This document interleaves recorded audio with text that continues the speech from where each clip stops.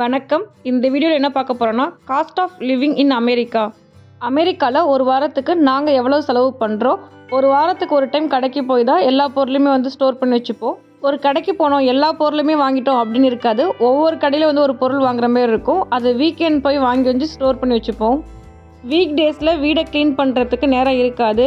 வீக்கெண்டில் தான் வீடை ஃபுல்லாக க்ளீன் பண்ணுவோம். அதில் ஒன்று ஃப்ரிட்ஜை க்ளீன் பண்ணுறது. ஃப்ரிட்ஜை க்ளீன் பண்ணி வச்சா தான் என்ன பொருள் இருக்குது, என்ன பொருள் வாங்கணும் அப்படின்னு தெரியும். ஃப்ரிட்ஜில் எல்லாத்தையும் வெளியில் எடுத்து வச்சுட்டு வெட் டிஷ்யூ வச்சு வைப் பண்ணிவிட்டு திரும்பி அடுக்கி வச்சுட்டா அவ்வளோதான், எங்களோட க்ளீனிங் முடிஞ்சிடுச்சு. மோஸ்ட்லி சாட்டர்டே மட்டும்தான் ஃப்ரிட்ஜ் கொஞ்சம் க்ளீனாக இருக்கும். சாட்டர்டே ஈவினிங்குள்ளவே எல்லா பொருளையுமே வாங்கிட்டு வச்சு ஃப்ரிட்ஜை ஃபுல்லாக்கிடுவோம். அதுக்கப்புறம் மண்டேலேருந்து ஃப்ரைடே வரைக்கும் இன்றைக்கி சமைக்கிறது மொதல் நாளே காய் கட் பண்ணி வைக்கிறது, அப்புறம் சமைச்சதை மீதமாக இருக்கிறது அப்படின்ட்டு ஃப்ரிட்ஜ் எப்போதுமே ஃபுல்லாக தான் இருக்கும். வீக்கெண்ட் ரொட்டீனில் இன்னொன்று மாவு அரைச்சி வைக்கிறது. மாவு இல்லைன்னா நமக்கு ஒரு வேலையும் புரியாதுன்னு சொல்லுவாங்களே, அது மாதிரி தான் எங்கள் ஃபேமிலி. என்னோடய இட்லி ரேஷியோ 4 டம்ளர் அரிசிக்கு 1 டம்ளர் உளுந்து. நைட்டு தூங்கும் போதே அரிசி உளுந்து ஊற வச்சுருவோம். காலைல எழுந்து காஃபி வைக்கும் போது கிரைண்டரில் மாவு போட்டுருவோம். நைட்டு அரிசி ஊற வச்சு காலையில் மாவு அரைக்கும் போது காலையில் பிரேக்ஃபாஸ்ட் செய்கிறது, லஞ்சு செய்கிறது, மாவு அரைக்கிறது எல்லாமே ஒரு 2 ஹவர்ஸ்க்குள்ளே முடிஞ்சிடும்.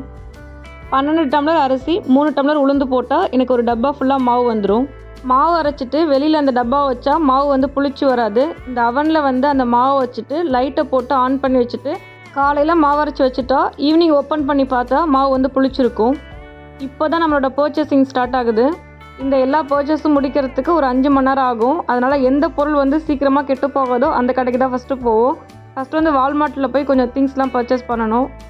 மார்ச் மந்தில் 2 ஃபெஸ்டிவல் வரும். ஒன்று உமன்ஸ் டே, இன்னொன்று ஈஸ்டர் வருது. இந்த மந்த் எண்டு வரும். அதனால் வால்மார்ட் என்ட்ரன்ஸ்லேயே நிறைய டெக்கரேஷன் பண்ணி வச்சுருந்தாங்க. இந்த ஊரில் என்ன ஃபெஸ்டிவல் வந்தாலும் அந்த மந்த்து ஃபுல்லாகவே அந்த டெக்கரேஷன் அப்படியே இருக்கும். நீங்கள் எந்த வால்மார்ட் போனாலும் சைடில் சின்ன ரெஸ்டாரண்ட் செட்டப் இருக்கும். இந்த வால்மார்ட்டில் சப்வே இருக்குது. சில வால்மார்ட்டில் டாமினோஸ் பீஸா இருக்கும். நாங்கள் இருக்கிற லொக்கேஷனில் இருக்கிற வால்மார்ட்டில் டியூஸ்டே கிளியரன்ஸ் சேல் போடுவாங்க. அப்போ ஒரு $5 இருக்கிற பொருள்லாம் $1 அப்படிலாம் இருக்கும். நம்ம ரஃப்யூஸ்க்கு யூஸ் பண்ணுற ட்ரெஸ்லாம் கிளியரன்ஸ் சேலில் வாங்கிக்கலாம், நல்லா தான் இருக்கும்.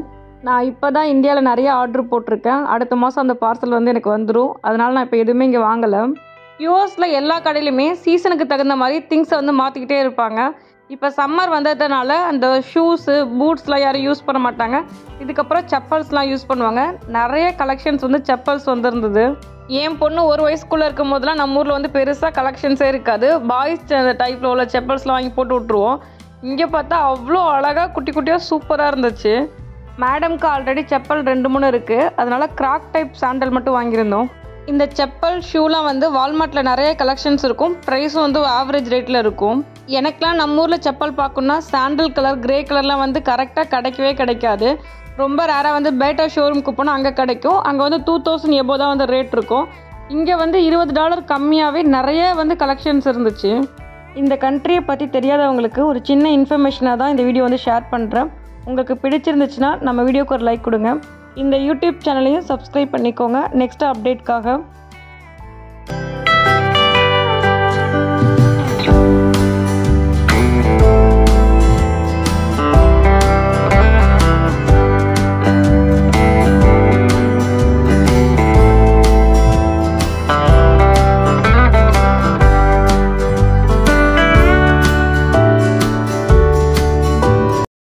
அடுத்து டாய் செக்ஷன். வால்மார்ட்குள்ளே போனாலே அவ்வளோ நேரம் ஆகிரும். டைம் எப்படி போகுதுன்னே தெரியாது. இந்த டாய் செக்ஷனுக்குள்ளே போனாலே என் பிள்ளையை அங்கேருந்து கூட்டிகிட்டு வரத்துக்குள்ளேயே ஒரு பெரும்பாடாகிடும். 2 பாய் பேபிஸ்க்கு டாய்ஸ் வாங்கினோம். போனோடனே ஒரு டாய்ஸ் எடுத்துட்டோம். இன்னொரு பாய் பேபிக்கு கொஞ்சம் தேடிக்கிட்டே இருந்தோம். ரொம்ப நேரம் ஆசோலேஷனில் 2 பேர்த்துக்கும் ஒரே மாதிரியே டாய்ஸ் வாங்கிட்டு வந்துட்டோம். இங்கே எல்லா பசங்கக்கிட்டேயுமே நிறைய டாய்ஸ் இருக்கும். வேறு ஏதாவது எஜுகேஷன் ரிலேட்டடாகவோ இல்லை ட்ரெஸ்ஸாகவும் கிஃப்டாக கொடுத்தா அந்த பசங்க லைக் பண்ணி பார்க்க மாட்டாங்க. டாய்ஸ்னா மட்டும்தான் ஒரு ஆசையாக பார்ப்பாங்கன்ட்டு மோஸ்ட்லி டாய்ஸ் தான் கிஃப்ட் கொடுப்போம். சம்மர் ஸ்டார்ட் ஆனதால் நிறைய டாய்ஸ் சம்மர் ரிலேட்டடாகவே இருந்துச்சு. ஸ்விம்மிங் பூல் சம்மந்தப்பட்டது, பபுள்ஸ் ஊதுறது அதெல்லாமே இருந்தது. போன வருஷமே ஸ்விம்மிங் பூலுக்கு திங்ஸ்லாம் வாங்கிட்டோம். அதனால் இந்த வருஷம் வாங்குற வேலை இல்லை. மார்ச் கடைசி வாரத்தில் ஈஸ்டர் ஃபெஸ்டிவல் வருது.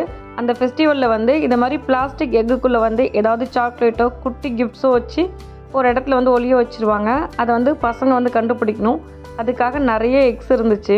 இந்த ஈஸ்டர் ஃபெஸ்டிவலுக்கு என் பொண்ணுக்கு புக் பண்ணி வச்சுருக்கோம். $5 ஒரு பர்சனுக்கு. ½ an hour அந்த இடத்துல விடுவாங்க. அதுக்குள்ளே எவ்வளோ எக்ஸ் முடியுதோ அந்த எக்ஸை வந்து நம்ம கலெக்ட் பண்ணி எடுத்துகிட்டு வந்துக்கலாம். இங்கே ஈஸ்டருக்கு நிறைய ஃப்ரீ ஈவெண்ட்ஸும் இருக்கும், ஸ்கூல்லேயும் கண்டக்ட் பண்ணுவாங்க. இங்கே வெதர் கண்டிஷன் மாறுறதுனால வின்டரில் வந்து பாடி லோஷன் அதெல்லாம் வந்து ஒரு ப்ராடக்ட் யூஸ் பண்ணுவோம், சம்மரில் வந்து வேறு ப்ராடக்ட் யூஸ் பண்ணுவோம். வின்டரில் வந்து நமக்கு வந்து மாய்ஸ்சரைசர் கண்டிப்பாக இருக்கணும், லிப் பாம்லாம் கண்டிப்பாக இருக்கணுன்ட்டு அதெல்லாம் யூஸ் பண்ணணும். சம்மரில் வந்து சன்ஸ்க்ரீன் லோஷன் வந்து கண்டிப்பாக இருக்கணும். அந்த ப்ராடக்ட்லாம் ஆன்லைனில் ஆர்டர் போட்டேன், நான் உங்களுக்கு டீட்டெயில்டாக சொல்கிறேன். அடுத்து ஸ்நாக்ஸ் செக்ஷனுக்கு போனேன். அங்கே வந்து பேபி டோனட்ஸ் வந்து நல்லாயிருக்கும். நான் போகிற டைமில் அங்கே இல்லை, அதனால் வாங்காமல் வந்தாச்சு. வால்மார்ட்டில் செல்ஃப் செக் அவுட் தான் பண்ணணும். நமக்கு ஏதாவது ஹெல்ப்னா அங்கே இன்பர்சன் இருப்பாங்க, அவங்க வந்து நமக்கு ஹெல்ப் பண்ணுவாங்க. எத்தனை டைம் போனாலும் இந்த காரில் வந்து விளையாண்டுட்டு தான் வருவா என் பொண்ணு. அப்புறம் அவளையும் கூட்டிகிட்டு வந்துட்டு திங்ஸ்லாம் எடுத்து வச்சுட்டு அடுத்த கடைக்கு போகணும். அதில் டிஷ்யூ சொல்ல மறந்துட்டேன். கிச்சன் டிஷ்யூ வந்து நாங்கள் வந்து காஸ்கோவில் வந்து பல்காக வாங்கி வச்சுருப்போம். டாய்லெட் டிஷ்யூ வந்து டாலர் ட்ரீல வந்து வாங்கிட்டு இருந்தோம், அதை விட இப்போ வந்து வால்மார்ட்டில் கம்மியாக இருக்குது. அடுத்த பர்ச்சேஸ் காஸ்கோவில் வந்து நம்ம மெம்பர்ஷிப் கார்டு இல்லைனா உள்ளே போக முடியாது. வாசல்லே வந்து என்ட்ரன்ஸில் செக் பண்ணுவாங்க, அந்த கார்டை காட்டினதுக்கு அப்புறம் தான் உள்ளே போக முடியும். மெம்பர்ஷிப் கார்டுக்கு இயர்லி ப்ரீமியம் வந்து பே பண்ணணும். இது காஸ்கோவில் இருக்கிற ரெடிமேட் வீடு. இது வந்து கீழே வந்து ஃப்ளோர் ரெடி பண்ணிவிட்டு அப்படியே எடுத்து ஒட்டிக்கலாம். இந்த ஊரில் எல்லா வீடுமே உட்டில் தான் இருக்கும். உட்டில் இருக்கிறனால வீணாக போகும்னு நினைக்க வேணாம், நல்லா தான் இருக்கும். சொந்த வீடு இல்லாமல் வாடகை வீட்டில் இருந்தால் எந்த நாட்டில் இருந்தாலும் பிரச்சனை தான் வரும். இந்த நாட்டிலையும் பிரச்சனை வந்திருக்கு. உட்டன் ஃப்ளோரில் இருக்கிறதுனால நடந்து போனாலே கீழே சத்தம் கேட்கும், அதனால் பொறுமையாக தான் போகணும். மோஸ்ட்லி குழந்தைங்க வச்சுருக்கிறவங்க கிரவுண்ட் ஃப்ளோர் தான் சூஸ் பண்ணுவாங்க. ஃபஸ்ட் ஃப்ளோர் செகண்ட் ஃப்ளோரில் இருந்தால் அடிக்கடி கம்ப்ளைண்ட் ரைஸ் பண்ணிகிட்டே இருப்பாங்க. நாங்கள் பொறுமையாக நடக்கிறதுக்கு ட்ரெயின் பண்ணி வச்சுருக்கோம் என் பிள்ளைய. நான்வெஜ் செக்ஷன் போயாச்சு. ஃபிஷ்ஷு வாங்கலான்னு பார்த்தா எல்லாமே $40 $50 வருது. $50 கன்வெர்ட் பண்ணாலே வந்து 4000 ரூபாய் ஆகுது. நான் பர்சனலாக நிறைய டைம் திங்க் பண்ண விஷயந்தான், இப்போ $50 செலவு பண்ணி ஃபிஷ் வாங்காமல் நம்ம அந்த காசை வச்சுருந்தா இந்தியாவில் ஏதாவது செலவு பண்ணலாம் அப்படின்ட்டு நிறைய டைம் யோசிச்சிருக்கேன். அதனால் ஃபிஷ் வந்து வாங்கிட்டு வந்துட்டோம் கடைசியாக. வாழைப்பழம் காஸ்கோவில் நல்லாயிருக்கும், விலை கம்மியாக இருக்கும். இதில் ஆர்கானிக் தான் எல்லாருமே வாங்குவாங்க. இந்த ஊரில் ஆர்கானிக்னு எந்த பொருளை போட்டிருந்தாலும் எல்லோரும் வாங்கிடுவாங்க. அடுத்து சாம்பிள் ஃபுட் கொடுத்துட்டு இருந்தாங்க. இது வந்து ஈட்டபிள் இங்க் அப்படின்னு சொல்லியிருந்தாங்க. நம்ம குக்கீஸ்லலாம் வந்து கலர் பண்ணி கொடுத்தா குழந்தைங்க சாப்பிடுவாங்கன்ட்டு அது சாம்பிளாக கொடுத்துட்டு இருந்தாங்க. நிறைய ஐட்டம் சாம்பிள் கொடுப்பாங்க, எல்லாத்தையும் வாங்கி டேஸ்ட் பண்ணியாச்சு. நாங்கள் இருக்கிற லொக்கேஷன் உள்ள காஸ்கோவில் எல்லா நாளுமே சாம்பிள் ஃபுட்டு கொடுப்பாங்க, ஏதாவது ஒரு ஃபுட்டு கொடுத்துட்டே இருப்பாங்க. இந்த காஸ்கோவில் மட்டும் எப்படிங்க இவ்வளோ கூட்டம் இருக்குது அப்படின்னு கேட்குற அளவுக்கு எந்த கிழமை நீங்கள் போனாலுமே கூட்டம் இருந்துக்கிட்டே தான் இருக்கும். எல்லார் பில்லுமே வந்து மினிமம் 100க்கு மேலே தான் இருக்கும். நம்ம இந்தியன் கிராசரி ஷாப்பில் ஒரு $50க்கு அவ்வளோ பொருள் வாங்கிடுவோம். இங்கே 4 பொருள் தான் வாங்கியிருப்போம், அது $100க்கு மேலே வந்திருக்கும். மெம்பர்ஷிப் கார்டு இல்லைனா நீங்கள் பில் கூட பே பண்ண முடியாது. அந்த கார்டை காட்டினதுக்கு அப்புறம் தான் நம்ம வந்து பில் பே பண்ண முடியுமே. அந்த செல்ஃப் செக் அவுட்டில் வந்து அதெல்லாம் போட்டுட்டு என்ட்ரன்ஸில் வந்து ஒருத்தவங்க செக் பண்ணுறதுக்கு இருப்பாங்க. நம்ம எத்தனை பொருள் வச்சுருக்கோம் அப்படின்ட்டு பில்லை செக் பண்ணிவிட்டு தான் நம்மளை வெளியில் விடுவாங்க. செக் பண்ணிவிட்டு அந்த பில்லில் அவங்க ஒரு பொம்மை போட்டு கொடுப்பாங்க. அதை பார்த்து என் பொண்ணுக்கு அவ்வளோ சந்தோஷமாக இருக்கும். அதனால் ஒவ்வொரு டைமே அவள் தான் அந்த பில்லை போய் காட்டுவாள். இன்னும் பர்ச்சேஸ் முடியல, அடுத்து இன்னொரு கடைக்கு போகணும். இதுக்கே வந்து ஒரு 3 hours கிட்ட முடிஞ்சிருச்சு. மணி வந்து 5 o'clock ஸ்டார்ட் பண்ணோம், 8 o'clock ஆயிடுச்சு. நெக்ஸ்ட் முக்கியமான ஐட்டம் இந்தியன் கிராசரி ஷாப் போகணும். இங்கே வந்து காய்கறி இல்லைன்னா நமக்கு வந்து அந்த வீக் ஃபுல்லாக சமைக்க முடியாது. இந்தியன் கிராசரி ஷாப்பும் நைட்டு 9 o'clock க்ளோஸ் பண்ணிவிடுவாங்க. அவசரமாக அந்த கடைக்கு போயாச்சு. கடைக்குள்ளே போனோடனே ஃபஸ்ட்டு வெஜிடபிள்ஸ் இருக்கிற ஏரியாவுக்கு தான் போவோம். வெஜிடபிள்ஸ் வாங்கினாலே ஒரு 50% ஒர்க்கு முடிஞ்ச மாதிரி. நம்ம ஊரில் கிடைக்கிற எல்லா காய்கறியுமே இங்கே கிடைக்கும். ஆனால் நம்ம ஊரில் கிடைக்கிற காய்கறி வந்து கொஞ்சம் விலை அதிகமாக இருக்கும். கேரட்லாம் இங்கேயே விளையிறதுனால கொஞ்சம் கம்மியாக இருக்கும். இதே கத்திரிக்காய், வெண்டைக்காய், முருங்கைக்காய் அதெல்லாம் வந்து ரொம்ப காஸ்ட்லியாக இருக்கும். கொஞ்சம் அதிகமான குவான்டிட்டி வாங்கினா விலை கம்மியாக இருக்கும், 1-2 குவான்டிட்டி வாங்கினா விலை அதிகமாக இருக்கும். வெங்காயம், உருளைக்கிழங்கெல்லாம் 5 LB 10 LB பேக்லாம் இருக்கும். அது மாதிரிலாம் நம்ம வாங்கினோம்னா 15 நாளுக்கு நமக்கு வரும், விலை கம்மியாக இருக்கும். எல்லாமே 2 வேரியண்ட் வச்சுருப்பாங்க, ஆர்கானிக், நான் ஆர்கானிக்னு வச்சுருப்பாங்க. மோஸ்ட்லி நிறைய பேர் ஆர்கானிக் தான் வாங்குவாங்க. அடுத்து ஸ்நாக்ஸ் செக்ஷன். வாரத்துக்கு வந்து ஒரு டைப் மிக்சர் வாங்கிடுவோம், ஒரு முறுக்கு பாக்கெட் வாங்கிடுவோம். இந்த ஸ்நாக்ஸ் வாங்கும்போது பின்னாடி எக்ஸ்பிரி டேட் மட்டும் செக் பண்ணாமல் இன்க்ரீடியன்ஸும் செக் பண்ணணும். நிறைய ஸ்நாக்ஸ் ஐட்டம்ஸ் நார்த் இந்தியன் ஸ்டைலில் செஞ்சு வச்சுருப்பாங்க. அந்த டேஸ்ட் நமக்கு சுத்தமாக பிடிக்காது. நம்ம ஊரில் இருக்கிற எல்லா பிஸ்கட் வெரைட்டிஸுமே இங்கே இருக்கும். காஃபி தூள், டீ தூள் எல்லாமே இங்கே இருக்கும். இங்கே இருக்கிற பாலுக்கு எந்த டீ தூள் போட்டாலுமே ஒரு டேஸ்ட் வராது. இந்த சொசைட்டி டீ தூள் தான் இப்போ யூஸ் பண்ணிகிட்ருக்கோம். கொஞ்சம் நல்லா இருக்க மாதிரி இருக்குது. நம்ம ஊரில் யூஸ் பண்ணுற நிறைய பிராண்ட் மசாலா ஐட்டம்ஸு, அப்புறம் அந்த ரெடிமேட் மிக்ஸ் எல்லாமே இந்த கடையில் கிடைக்கும். யூஎஸில் இந்தியன் கிராசரி ஐட்டம்லாம் இந்த ஸ்டேட்டில் வந்து கொஞ்சம் விலை வந்து கம்மியாக இருக்கும். ஏன்னா இங்கே நிறைய இந்தியன்ஸ் இருக்கிறதுனால.